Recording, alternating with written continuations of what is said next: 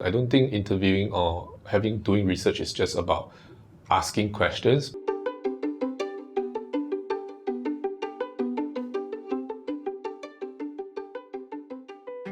I do actually try to ask myself if I have a point of view about this subject matter.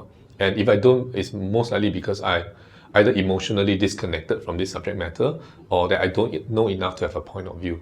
So then I think it's important to have a point of view going in, so that you could also test it, and also so that you can have a more engaging conversation with your respondent. I don't think interviewing or doing research is just about asking questions, but it's really using the opportunity to bounce ideas and also have a conversation so that the things you surface are also more natural and also deeper in that subject matter.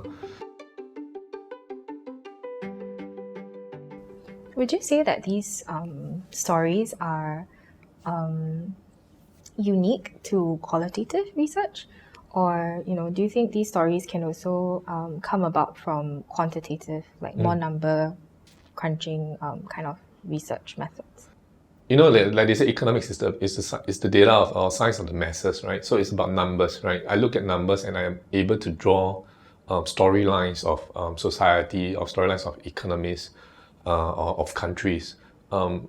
It's a different kind of story. So it really depends on what story you want to surface, and at the same time, what is the narrative that you want to put forth.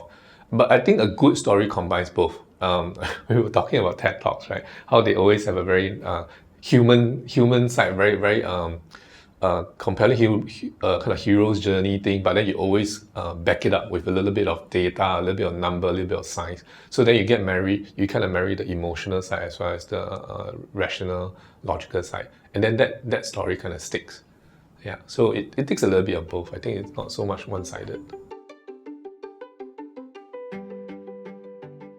Design research is quite a qualitative approach. How do you know that an insight is representative of the group of people, respondents that you've spoken to? And then, that translation into the insight, how do you know, or how can you tell that insight is valuable or so-called accurate to the people that you've spoken to? I think the belief is that fundamentally people are the same, or we are all very by if you break us down, we're really just very human, right?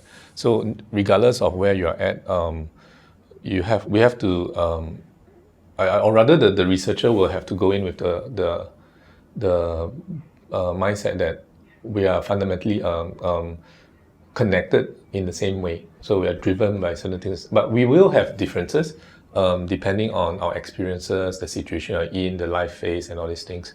So it's being able to also recognize the similarities that we have as people, but also the differences that we have in each other.